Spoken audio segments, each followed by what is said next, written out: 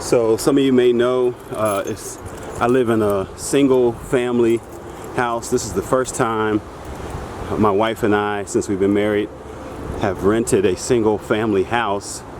We rented a double family or whatever they call those, dual family.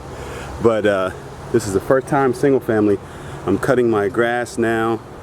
There's the lawnmower. Our house is not that big, but it's nice. 2 bedrooms, basement. Older house, probably 40s, 50s, I don't know, 60s.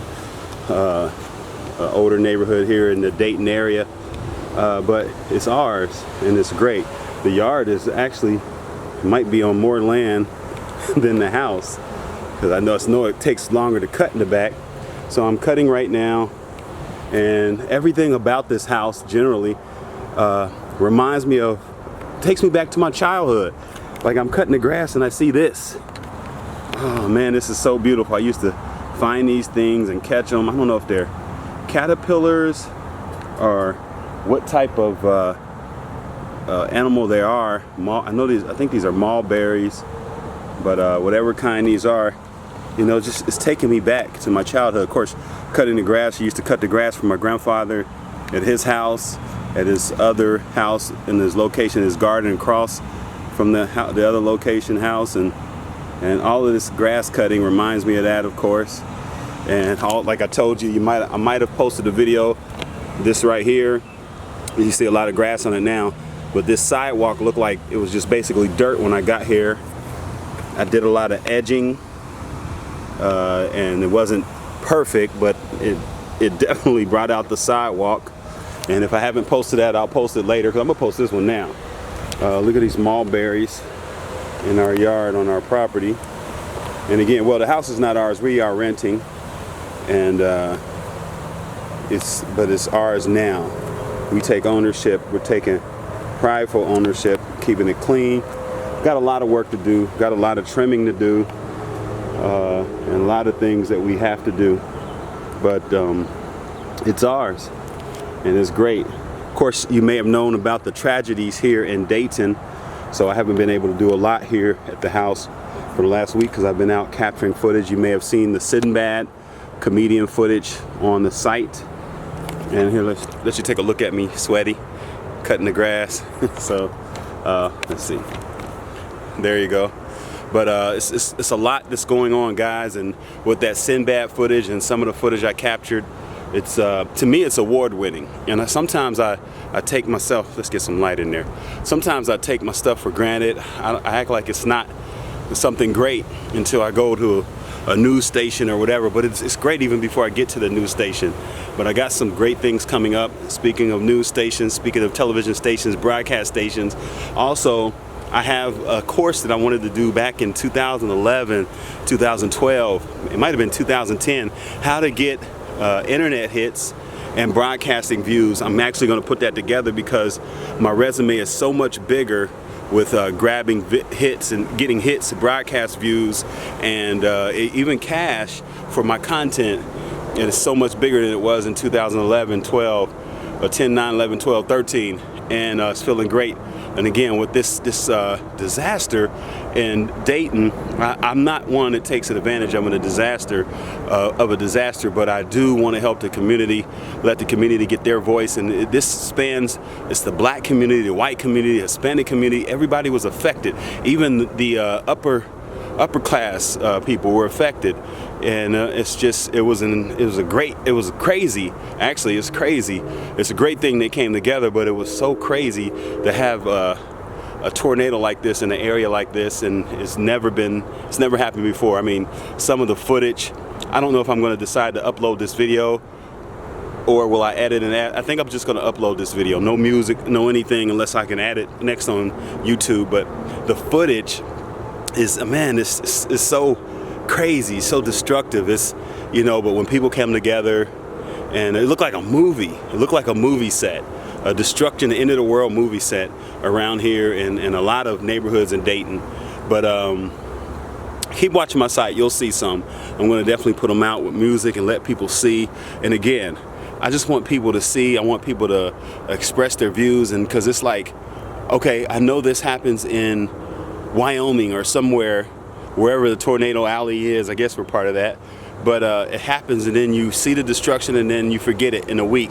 But living 5 miles away from it, I mean, literally, I was here at the house, and I just decided to go to Cincinnati to the studio, but just 5 miles up, that's north pretty much, 5 miles up, not in the sky, but 5 miles up from my location, 5 to 6 miles, I'm on exit 51, on exit 57, total destruction. I mean, streets, malls, gas stations, and you may have seen some of that on my site. But anyway, so it's like, it's just, you don't believe it, you know. But and actually, well, what my point was is I went down to Cincinnati, but I don't know if I would have. I took a little piece of the rain as it was raining on. It happened on Memorial Day, Memorial Night, and I don't know if I would have heard all this. When I got outside, tried to do a storm, would I heard any announcement? Would it came over my phone? I don't know. I didn't hear any announcement because I was heading down towards Cincinnati. It takes about 30 miles to get out of range of Dayton, so maybe that's why nothing came over my phone. But I know the next morning I started seeing tornadoes in Dayton, so or later on that night. So anyway, who knows what I would have done? Would I've came out? Would I've saw the funnel cloud? Would I've been a storm chaser? I don't know. But one thing I know is that also reminded me, my grandma used to take us down to the basement when we had tornado warnings, but I've never seen a tornado, never seen destruction.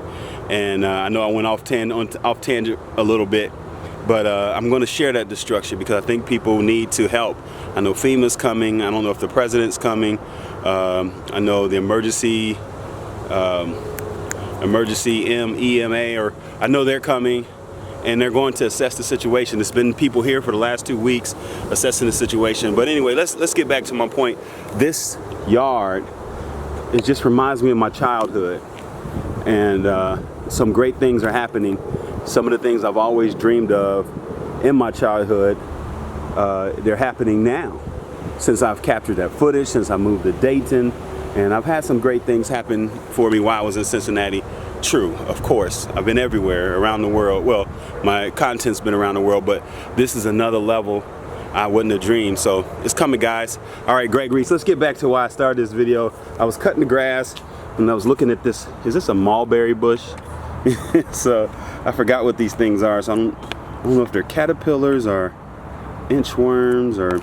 Here, let me search. Just hang with me. 7 minutes. I'll get off here in about 9 minutes. Thanks for hanging. Let's see.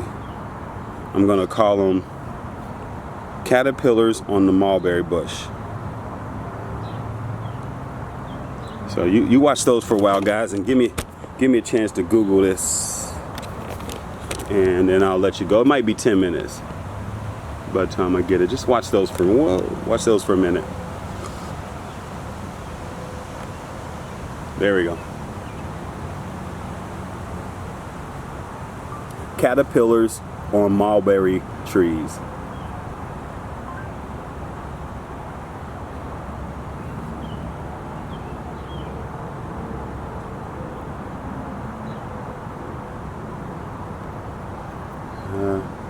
It looks like that might be it.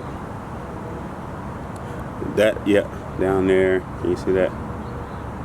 Possibly. So what are these? Let's see. Silkworms. Are these silkworms? Looks a little bit different than silkworms, but they may be silkworms. You tell me. I'm gonna look more. Silkworms, possibly. What are these tents? It says. Etymology. Let's type that in. I probably should know this, but I don't. Silkworm tents. According to Scientific Psychic, there are many varieties of mulberry trees. Silkworms will only eat the leaves of the white mulberry tree. Silk production, or sericulture, has been practiced in China for at least 5,000 years. Domesticated silkworms are entirely dependent on humans and no longer occur naturally in the wild. Wow. So I guess these are possibly silkworms and no longer occur naturally in the wild. Well, I'm not sure what that means, because because I didn't put these things here. Anyway, guys, all right, 10 minutes, I'm out of here.